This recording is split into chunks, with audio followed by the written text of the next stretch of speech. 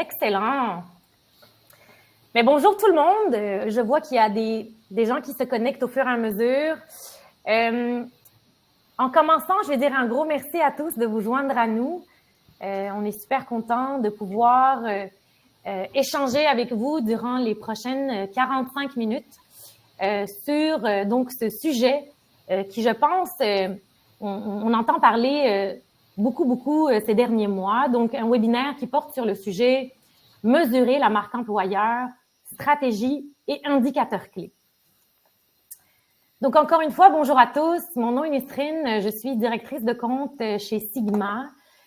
Pour ceux et celles peut-être qui ne connaissent pas Sigma RH, Sigma offre une solution SIRH qui répond à tous les défis des professionnels ressources humaines et qui les place au cœur même de leur entreprise.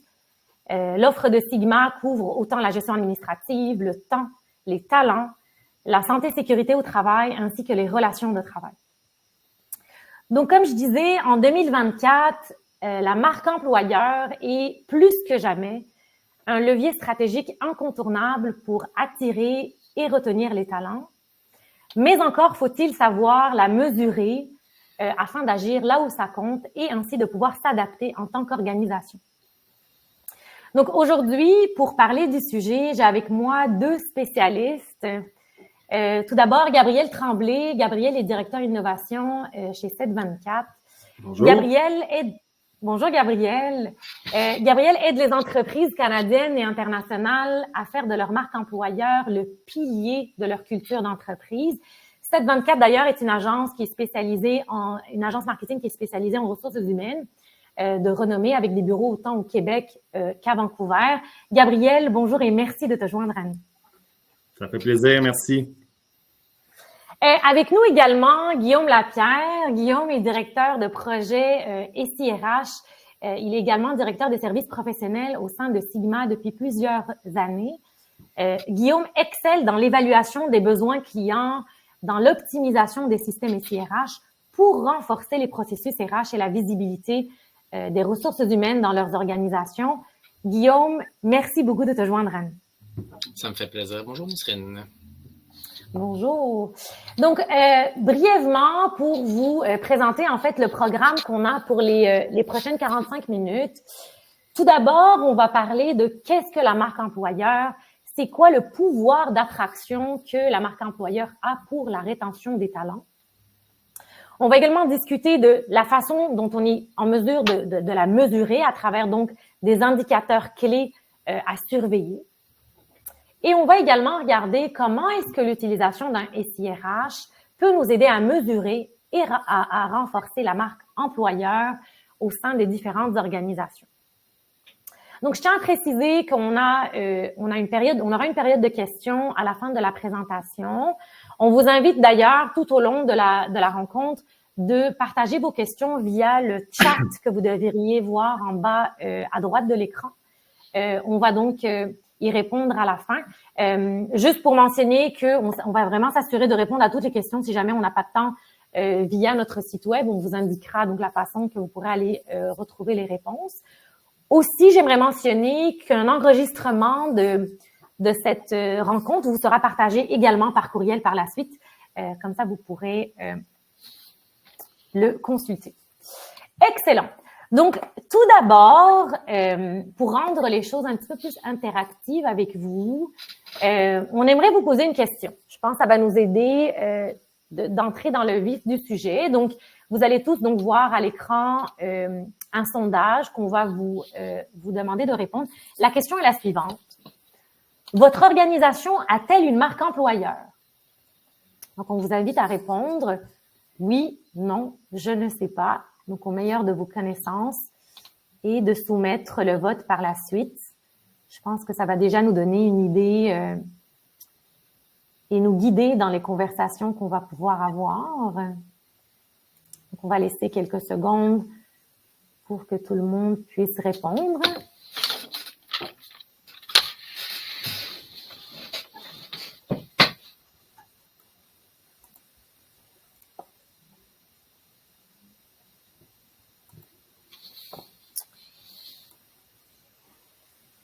Parfait. Excellent. Donc, tout d'abord, je m'adresse à toi, Gabriel. On regarde donc les réponses qu'on a. Est-ce que le résultat te surprend? Qu'est-ce que tu pourrais nous dire? Quelles sont tes impressions sur le résultat qu'on voit en ce moment? Peux-tu me les partager, les résultats? Absolument. Ouais. Donc, on a un 65% qui disent oui, OK. un 29% qui disent non et un 6% qui dit « je ne sais pas ». OK. Je suis pas surpris. La question, en fait, à se poser, puis on va pouvoir en discuter là, au cours de ce webinaire-là, mais c'est de quelle façon les 69% utilisent leur marque employeur.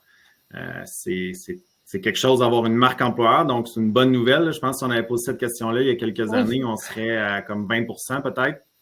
Donc, ça l'augmente. Pour ceux qui n'ont pas de marque employeur, c'est aussi une bonne nouvelle dans le sens où vous avez la chance de, si vous êtes en train d'en activer une ou que vous avez comme désir d'en activer une, ben c'est le bon moment après avoir écouté ce webinaire-là de le faire. Donc là, c'est ça, c'est de voir, vous avez la plupart une marque employeur, maintenant, comment est-ce que vous l'utilisez? C'est une autre chose. Excellent. Et Gabriel, je pense à ce stade-ci, je veux dire, pour justement savoir en tant qu'organisation, est-ce qu'on utilise la marque employeur de la bonne façon? Oui. Je pense qu'il serait intéressant tout d'abord qu'on te pose la question, je pense que c'est la question qu'on a tous en tête en ce moment. Qu'est-ce qu'une marque employeur? Donc, c'est quoi une marque employeur? À quoi est-ce que ça sert? Oui, la fameuse question, si on le Google, on va avoir plein de réponses, mais pour moi, en fait, une marque employeur, là, c'est le reflet de votre expérience employée. Les deux veulent dire pas mal la même chose, sauf qu'une marque employeur, disons que c'est justement votre expérience employée qui est marketée afin que votre entreprise, qu'une organisation se définisse clairement. Puis ensuite, on va utiliser ce marketing-là, donc notre marque employeur, pour recruter des talents, puis pour connaître aussi quel levier, tu sais, c'est quoi nos avantages concurrentiels qu'on peut utiliser pour, encore une fois, recruter, mais aussi motiver puis fidéliser nos employés. Donc, c'est ça, c'est une mauvaise expérience employée va se refléter dans notre marque employeur. Tout à fait. Puis, Gabriel, si on pense justement aux réponses oui qu'on a eues ou aux organisations avec lesquelles tu transiges qui disent oui avoir une marque employeur, est-ce que tu trouves que cette marque employeur-là est utilisée de la bonne façon? Mm-hmm. Mais là, si je me fie pas seulement à mes clients, mais aux marques employeurs en général, tu sais, la réponse franche, c'est oui et non. Un peu comme je disais tantôt, 69% des gens là, parmi dans la salle qui ont une marque employeur, mais est-ce que cette marque employeur-là est utilisée de la bonne façon? Oui et non. Il y a plus de marques employeurs aujourd'hui qu'il n'y en a jamais eu au Québec, au Canada. Fait que ça, c'est la bonne nouvelle. 724, d'ailleurs, on a contribué à plus d'une centaine là, de marques employeurs de création. Mais je pense que la marque employeur a beaucoup sur ses épaules. Quand on crée une marque employeur, là, on veut que cette marque-là réponde à tous nos mots dans l'organisation. On veut qu'elle nous aide à recruter parfaitement. Mais souvent, malheureusement, ça peut tomber à plat, une marque employeur. Parce qu'une marque employeur seule, là, c'est comme une marque de produit seule, puis le produit, ben, on fait rien avec, ben, il se passera rien. Fait qu'avant, moi, ce que je vois là dans le marché, c'est que, par exemple, pour 724, avant, on avait tu sais, il fallait travailler pour vendre des marques employeurs, tu sais, pour proposer ce projet-là. Aujourd'hui, c'est pas la marque employeur qui est plus problématique. Aujourd'hui, c'est de vendre, puis là, je dis vendre entre guillemets, là, mais de démocratiser un petit peu les plans d'action, les plans RH, les plans d'activation. Donc, en gros, la façon de faire vivre les marques employeurs. Parce que si on en a une, après ça, il faut que les bottines, là, en bon français, suivent les babines. Puis, on va parler aujourd'hui de mesures, de KPI. Ça peut être difficile de les évaluer parce que même les équipes RH vont changer. Donc, on veut avoir des KPI. Finalement, nos équipes quittent. Puis là, on ne sait plus trop à quel sein se vouer au niveau des indicateurs de performance. Donc, grosso modo, il y a beaucoup d'entreprises qui auraient intérêt à mieux utiliser leur marque employeur à travers un plan d'action. Définitivement. Puis Gabriel, en même temps, j'imagine que sur l'appel avec nous, il y a probablement aussi des entreprises qui sont basées aussi à l'international. Je sais que dans le cadre de tes mandats, dans le cadre des mandats de 724, on va travailler autant avec des entreprises au Québec, au Canada, qu'avec des entreprises à l'international. Oui. Est-ce que tu trouves qu'il y a une différence quand on regarde Québec-Canada comparativement à ailleurs dans le monde concernant la marque employeur et concernant aussi les indicateurs de performance? Oui. Premièrement, pour la marque employeur, oui, il y a une différence. Si on parle Canada versus le reste du monde, Europe, même États-Unis, là, on est beaucoup, les autres marques employeurs internationales vont être très orientées vers le recrutement. Donc, on va là, définir sa marque employeur en fonction du nombre d'embauches, de notre image à l'externe. Ici, on va beaucoup plus penser, j'ai l'impression là, de ce que je vois, évidemment à l'externe, mais aussi à l'interne. C'est un petit peu la même chose pour les indicateurs de performance puis les mesures. À l'international, là, on va souvent partager, si on regarde des grandes conférences là, d'employeurs à l'international, on va parler du nombre d'embauches, le nombre de CV reçus dans une campagne de marque employeur, le nombre d'impressions organiques payées, le nombre de clics sur notre section carrière, le nombre de visiteurs sur nos sections carrière, les interactions sur les publications de marque employeur versus produits, l'engagement total sur nos publications. Ça va jusqu'évidemment au taux d'ouverture de l'infolette, mais ils vont être beaucoup orientés vers l'externe. D'accord. Puis, Gabriel, on mentionne donc justement ces indicateurs de performance-là, puis on en parle souvent de KPI lorsqu'on parle de publicité, de produits ou de services. Ouais. Selon toi, comment est-ce que ça se traduit en marque employeur? Comment est-ce qu'on peut justement mesurer les impacts d'une marque employeur? Oui, parce que c'est quelque chose qu'on fait beaucoup en marketing, mais qu'on fait très peu encore en marketing RH. Fait que pour ça, là, on a intérêt à beaucoup se fier au marketing. Donc, on regarde là, souvent même, on va demander, on va aller dans les organisations, puis on va dire, c'est quoi ton budget marketing pour l'année à venir? Tout le monde connaît le budget marketing. Personne connaît le budget marketing RH, marque employeur. Du moins, c'est très rare. Puis les budgets, évidemment, ne sont pas les mêmes. Pourtant, dans une entreprise, la masse salariale, c'est une grande partie des dépenses. Mais quand on parle de l'expérience employée, on ne sait pas trop quels sont les budgets. Donc, d'un point de vue marketing, on va parler souvent de part de marché qu'on veut aller chercher, par exemple, dans le domaine de l'alimentation. Donc, on va vraiment être dans les parts de marché plus globales, mais on va aussi être très centré sur nous. Donc, comment est-ce qu'on peut toujours s'améliorer comparativement à la dernière année, au dernier trimestre? Comment on peut vendre plus de téléphones, d'ordinateurs, comment on peut vendre plus de légumes dans nos épiceries, etc. Bien, on a intérêt à faire ça aussi en marketing RH. Puis la question qu'il faut se poser, qui est super importante, c'est quand parce que les KPI, c'est un sujet là, qui est super populaire par les temps qui courent, c'est une bonne chose, mais la première question que vous devez vous poser, c'est vos KPI, vous les voulez pour qui? Fait que ça, c'est la première question. Est-ce que vous les voulez pour le bien-être de votre organisation en général? Est-ce que vous les voulez pour vous, pour bien paraître parce que vous avez votre projet, là, bébé, chouchou, c'est la marque employeur, fait que vous voulez vous assurer que ça rapporte des dividendes? Est-ce que vous le faites pour le PDG, la PDG, le CFO, vos employés? Fait que ça, posez-vous vraiment cette question-là. Puis, sur le marché, il y a beaucoup de grandes mesures de performance. Puis, je vais vous en nommer quelques-unes, mais c'est souvent celles qu'on va lire là, si on fait des veilles un petit peu sur le web. Par exemple, on parle que 41% des ressources humaines sondées par Gallup qui déclarent que l'engagement puis la culture, c'est ce qu'ils aimeraient changer le plus dans leur organisation. Après ça, que ça fait longtemps, même dans les conférences que je donnais jadis, là, il y a 7-8 ans, on disait toujours « Hey, une marque employeur forte, là, selon LinkedIn, ça réduit le taux de roulement de 28 ». Puis là, on se dit hey, ça, c'est vraiment un KPI parce que nos clients, les organisations vont se fier à ça, vont établir une marque employeur, puis là, magie, vont réduire leur taux de roulement de 28 %. Après ça, 82 % des gens, une autre statistique, des gens qui créent leur emploi pour qui a une excellente réputation. C'est toujours selon LinkedIn.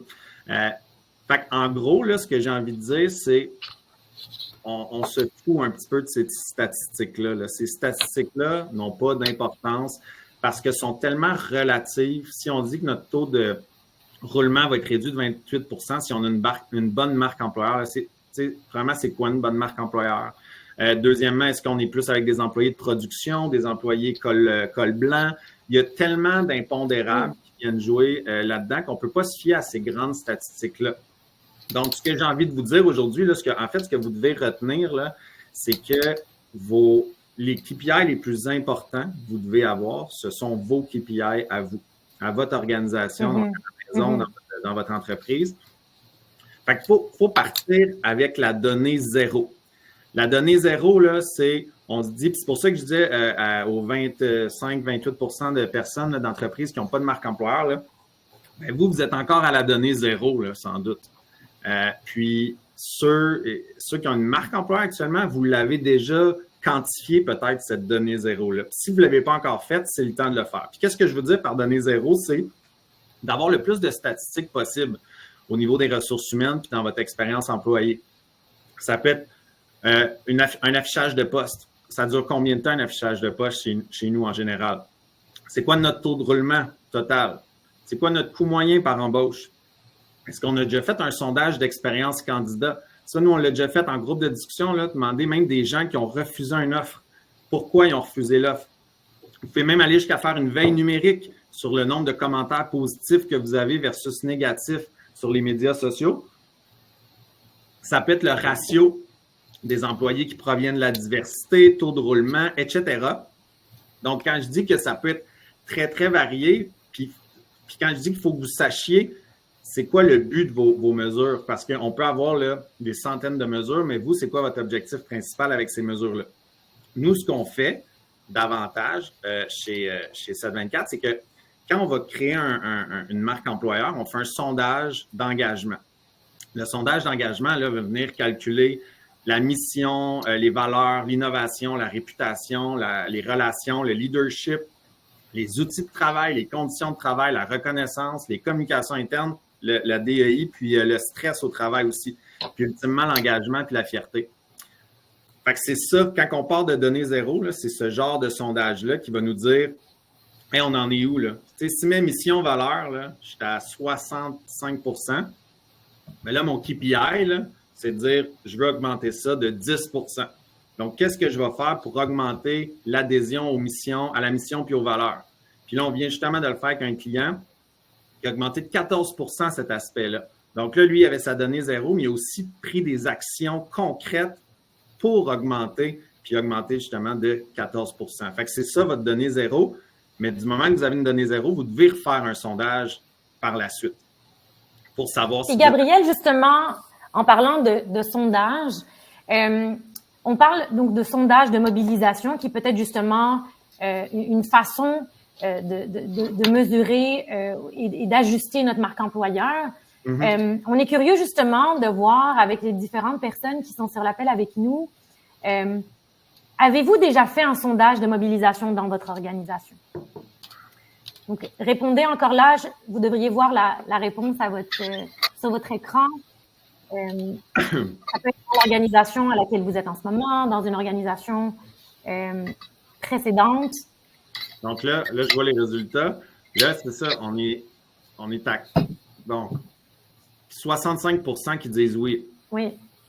Donc, encore une fois, la question un peu comme la marque employeur, là, parce que tout est relatif. Là, soit les 66 % là, vous avez fait un sondage de mobilisation. Je serais surpris de savoir combien il y en a parmi vous qui avaient fait un sondage de progression pour savoir est-ce que vous êtes amélioré par rapport au sondage précédent. Donc, c'est là où vous partez de votre donnée zéro, puis là, vos KPI deviennent hyper clairs. Mm-hmm. C'est ce que vous devez faire. Puis, il y en a aussi qui refont des sondages de progression, mais qui n'ont pas de plan d'action pour améliorer ce qui va moins bien. Donc, dans le rapport, nous, qu'on va remettre, c'est vos forces motrices, ce qui est top dans votre organisation. C'est là-dessus qu'on va se fier pour créer votre marque employeur. Mais vos forces restrictives, qui est le négatif, votre plan d'action doit être en grande partie pour pallier ces forces négatives-là pour que ça devienne des avantages dans votre organisation. Tout à fait. Puis, justement, Puis là, je m'adresse à Guillaume.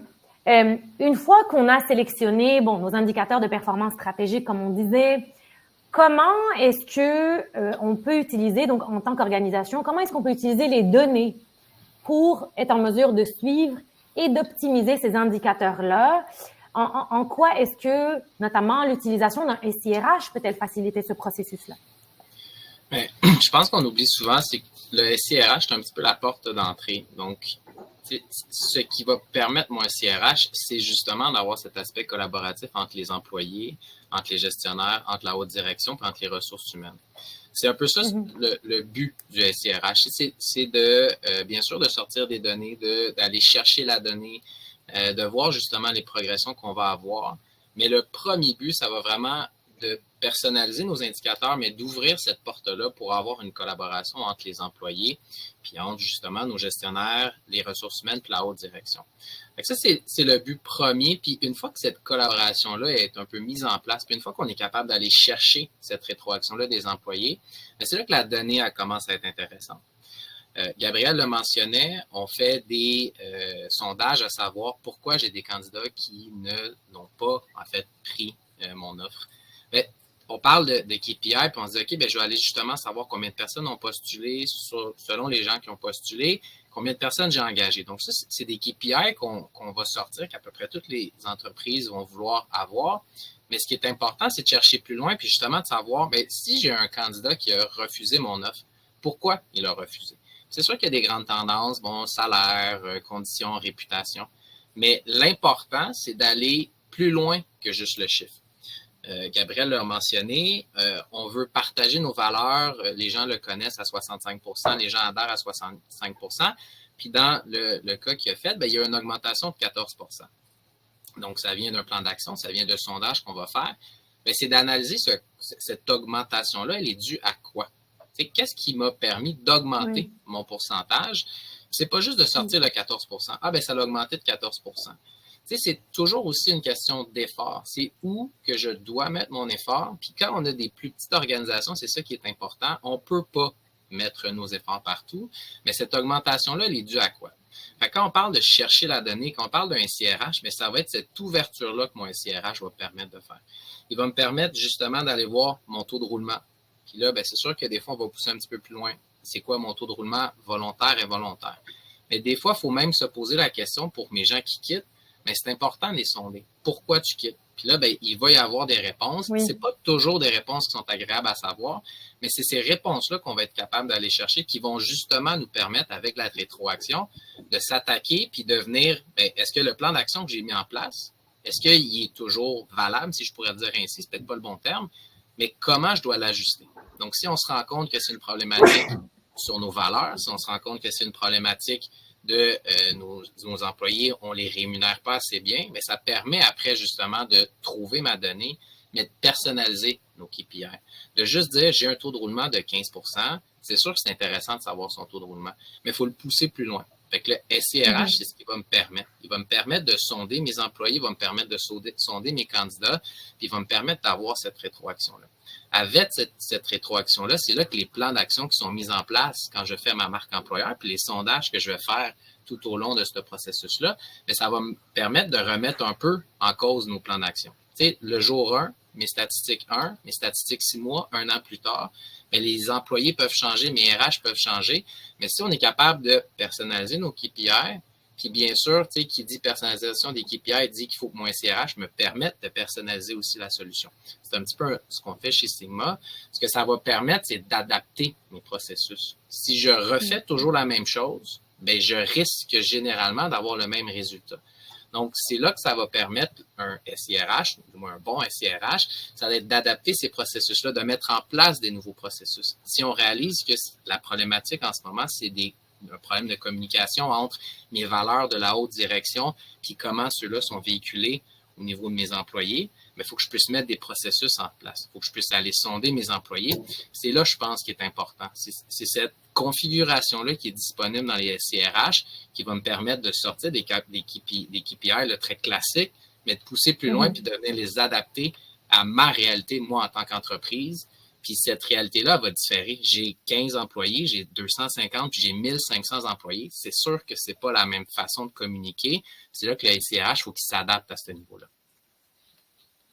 Puis, justement, on parle de réalités différentes, de différentes organisations. Puis, tu sais, on a identifié les indicateurs de performance stratégiquement qui sont choisis, puis comment est-ce qu'ils sont essentiels pour mesurer l'efficacité de nos pratiques RH. Mais comme tu mentionnes, il se peut donc que les organisations ou les services ressources humaines rencontrent des défis qui les empêchent d'améliorer leur marque employeur, malgré ces indicateurs de performance qu'on va mettre en place, malgré la bonne volonté qu'on pourrait avoir.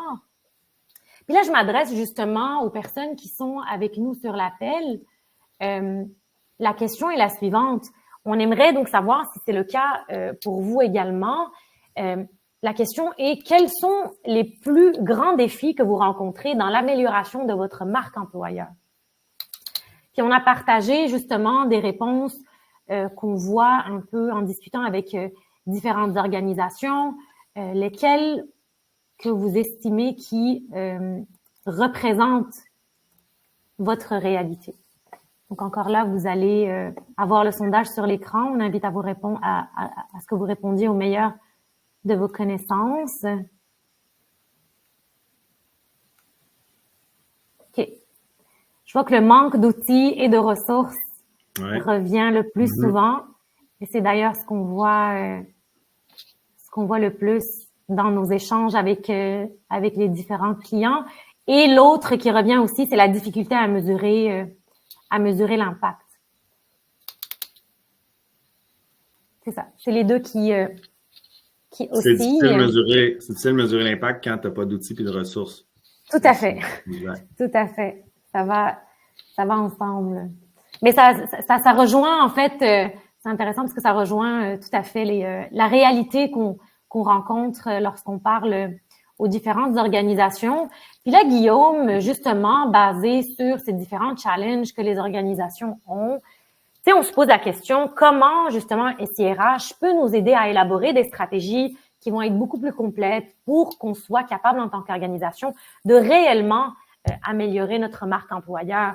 Et justement, si tu as peut-être des exemples ou des situations où est-ce que tu as vu que des entreprises ont utilisé un SIRH pour leur permettre d'améliorer leur marque employeur. Oui, puis tu sais, ce qui est là, en fait, là, si on regarde là, les contacts bidirectionnels, l'accueil, l'intégration, le partage d'informations, tout ce qui est la transparence et l'adhésion, tu sais, pour moi, les réponses que l'on a vont toucher un petit peu toutes ces sphères-là. Quand on parle justement de manque d'outils, de ressources, je vais donner l'exemple d'un de nos clients. Bon, ça date un peu, là, mais lorsque la COVID est arrivée et les successantes vagues qu'il y avait, là, tout le monde était un peu dans le néant. Est-ce qu'on ne doit pas venir au travail? Quand les gens commencent à retourner au travail, tout le monde se posait des questions, et ainsi de suite. Mais je pense qu'un SIRH, ce qui va permettre, nous, c'est ce qu'on a fait avec un de nos clients, c'est justement d'initier ces contacts-là bidirectionnels, de partager de l'information avec justement les employés, puis d'essayer de démocratiser, si je pourrais dire, nos politiques, nos valeurs, tu sais, c'est quoi nos normes, c'est qu'est-ce qui arrive si jamais tu es en contact avec quelqu'un. Là, je vous donne cet exemple-là, mais il y a plein d'autres exemples où le SIRH, c'est ce qui va me permettre de faire. Je pense qu'à la base, tu sais, quand on parle là, du manque d'outils et de ressources, il y a plein de tâches que l'on va faire au niveau des ressources humaines qui peuvent être répétitives.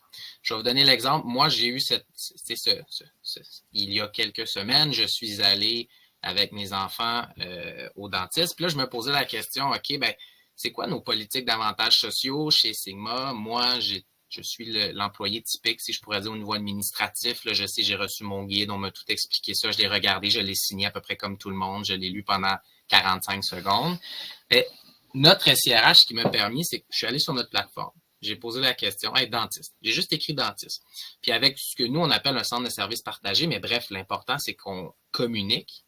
Ben, j'ai eu mes réponses. T'sais, voici où tu peux trouver ton information. J'aurais pu partager à travers mes courriels, j'aurais pu aller essayer de chercher c'est quoi les avantages sociaux. J'avais pas le temps. 2 jeunes enfants, ça crie, sont au dentiste. Si vous êtes comme moi, vous aimez pas ça, mes enfants aiment pas ça. Mais là, rapidement, justement, j'ai pu avoir cette information-là.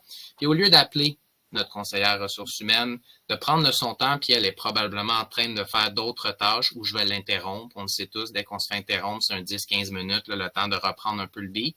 Mais j'ai réussi à travers le SIRH à poser ma question, à avoir ma réponse. Puis ça m'est déjà arrivé chez de nos clients où on a implanté ce type de service-là, où après, ben, j'ouvre des discussions avec les ressources humaines, puis la discussion, il y a déjà une base, puis on a déjà, en fait, la personne qui reçoit cette question-là, ben, c'est déjà c'est qui l'employé, c'est déjà c'est quoi sa situation, c'est déjà ce que l'employé cherche. Puis au lieu de dire, ben, lis notre guide d'employé, qui a entre 5 et 125 pages selon la grandeur de l'entreprise, ben, elle a répondu spécifiquement à ma question. Puis la rétroaction, puis c'est là qui est important, c'est que par la suite, elle a mis à jour la réponse que mon SIRH me donne. Donc, le SIRH est capable, je veux dire un peu comme Google, on parle beaucoup d'intelligence artificielle, de répondre à certaines questions, puis est capable d'automatiser certains processus. Puis l'important, c'est justement ce partage d'informations-là. Puis moi, je suis curieux parce que, bon, Gabriel, tu en fais beaucoup plus que moi, mais est-ce que ça arrive, toi, que tu as des employeurs qui sont venus vers ta marque employeur, puis qui ont fait le processus, puis finalement, ils n'ont pas trop partagé les résultats, ils ont continué à faire un petit peu leur chemin là, sans partager cette information-là? Malheureusement, oui, mais ça va être rare que ça va être juste hey, on ne veut pas partager les résultats. Souvent, c'est on veut, quand on partage des résultats, tout de suite dire qu'il y a des bonnes choses qui s'en viennent pour améliorer les résultats. Mais c'est que parfois, c'est tellement long faire ce plan d'action-là que là, tu te dis, ben là, ça fait 1 an qu'il ne s'est plus trop rien passé, qu'on a fait notre recherche. Puis là, il est comme un peu tard pour présenter les résultats. Fait que finalement, c'est comme juste si ça s'éteignait un petit peu graduellement. Mais oui, on a déjà des gens même qui nous ont dit, des employeurs qui nous ont dit hey, enlève tel résultat parce que les résultats sont pas bons puis on veut pas les montrer. Là. Ce sont des choses qui arrivent. Ouais. Puis, tu sais, quand justement on parle de partage d'informations, de ce contact bidirectionnel-là, c'est un petit peu ça que le SIRH va permettre. Il va me permettre de premièrement, je pense que c'est important de partager cette information-là. Les employés qui font le sondage, ils le savent, ce qui va bien, ce qui va moins bien, pas nécessairement dans leur entièreté, mais de ne pas partager justement ce plan d'action-là, bien, ça va créer des attentes. Puis les gens vont dire, bon, mais on a fait ça, bien finalement, ça n'a servi à rien. C'est là qu'on parle de transparence puis de malléabilité, de flexibilité d'un SIRH. C'est ça que ça va permettre. À la limite, ça peut prendre 3 ans à mettre un plan d'action, mais ce qui est important, c'est à travers le SIRH de partager ces informations-là puis de tenir les gens au courant. Puis un SIRH qui est flexible, c'est ce qui va permettre. Donc, tout au long du plan d'action, mais ça va être de partager ces informations-là, de s'assurer que les employés vont avoir cette rétroaction-là. Puis là, je vais parler un peu aussi, tu sais, quand on parle d'accueil, d'intégration, le but, c'est encore une fois de créer ces contacts-là à travers une entreprise. Donc, mon SIRH, ce qui va me permettre, bien, c'est quand je vais embaucher quelqu'un, que mon gestionnaire soit au courant quand la personne commence ou qui va aller chercher son ordinateur, qui est en charge de quoi, pour essayer de faciliter, on le dit souvent, tu sais, l'intégration, c'est une des parties cruciales. On a juste une chance de faire une bonne première impression. Mais c'est ça que le SIRH va me permettre. Puis, que je sois dans une entreprise manufacturière, col bleu, col blanc, mais c'est pas les mêmes étapes. Que j'engage quelqu'un qui va travailler aux ressources humaines ou quelqu'un qui va être dans une usine, c'est pas les mêmes choses qu'il faut que les gens aillent lorsqu'ils vont commencer leur travail. Mais c'est que le SIRH soit capable de le savoir, ça. J'engage quelqu'un en usine, mais il faut que je m'assure qu'il y a les équipements nécessaires, qu'il y a ses bottes. Il faut que je m'assure, puis ça nous est peut-être déjà arrivé, que quand cette personne-là elle arrive, ben, elle ne rentre pas en se disant « Salut, je suis nouveau, je vais où, je fais quoi? » Mais tu sais, ça, c'est justement c'est de partager ce plan-là avec ses gestionnaires, de s'assurer qu'il y a quelqu'un qui l'accueille, de s'assurer que la personne elle ait accès à son information. Puis ça se passe dès le début. Fait que c'est ça qui est vraiment important aussi, c'est de configurer en fait mon SIRH pour que dès le début, je crée ce contact-là avec mon employé et que je le maintienne, ce contact-là. Gabriel l'a parlé un peu, tu sais, des fois, on va penser une marque employeur pour faire du recrutement, mais je pense que vous le savez tous, ça coûte moins cher de maintenir mes employés en poste, donc de diminuer mon taux de roulement, que de changer, parce que les gens ils vont développer des compétences, ça peut être transverse dans l'entreprise. Fait que, tu sais, c'est vraiment, pour moi, c'est ça le cœur d'un SIRH, c'est dès le début d'initier ce contact-là à travers l'entreprise, à travers les différents paliers, puis s'assurer de le maintenir tout au long de la vie d'un employé. Surtout que c'est la première impression, en fait, comme tu mentionnais, qu'un employé a. Quand on arrive, c'est vrai que c'est la première impression, la première expérience qu'on a.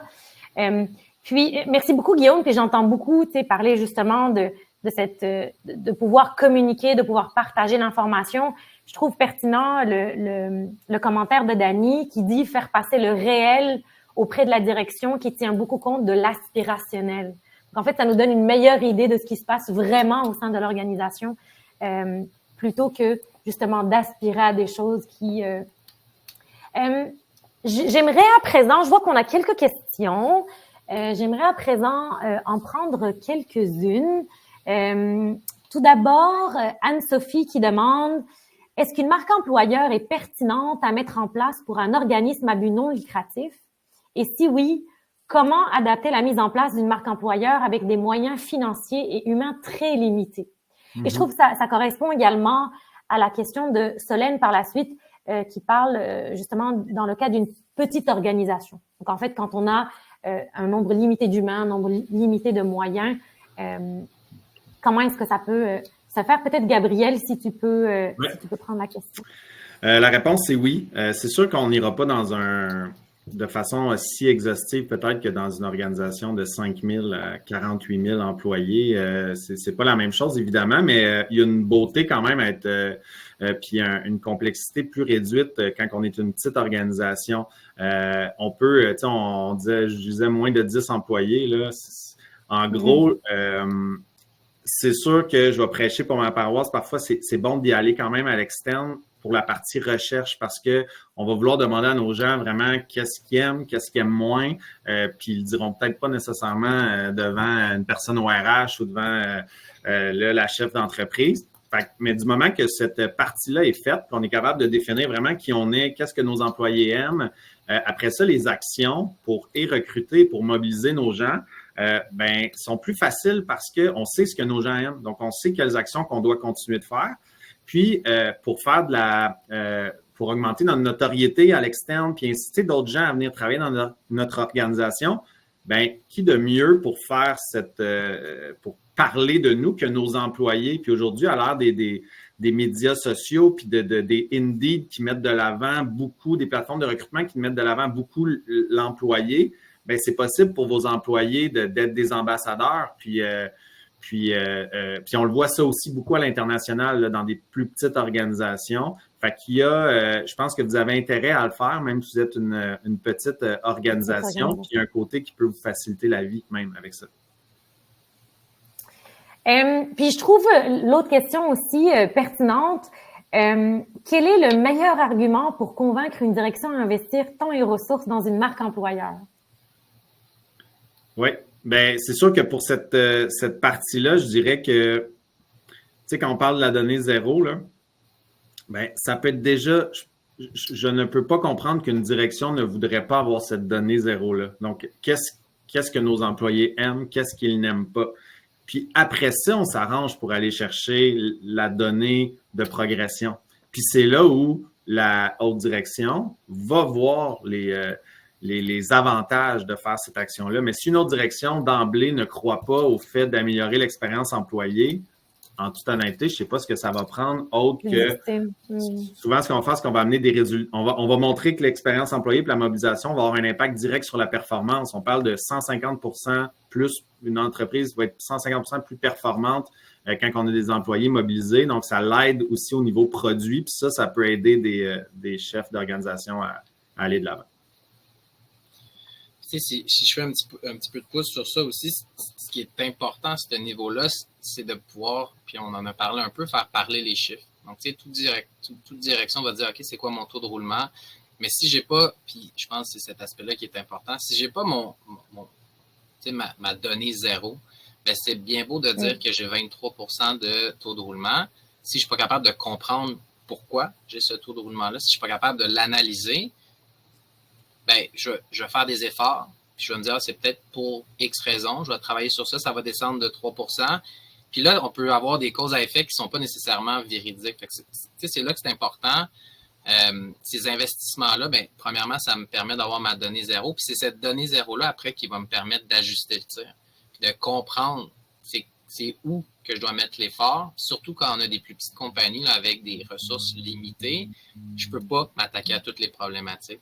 Si je comprends c'est laquelle qui me fait le plus mal, si je pourrais dire ainsi, encore une fois, des fois, je ne choisis pas les bons termes, mais ça va me permettre de la comprendre, puis de la réanalyser, puis de voir justement que, en mettant les efforts ici, au lieu de baisser de 2 ou 3%, mais je vais baisser mon taux de roulement de façon beaucoup plus significative.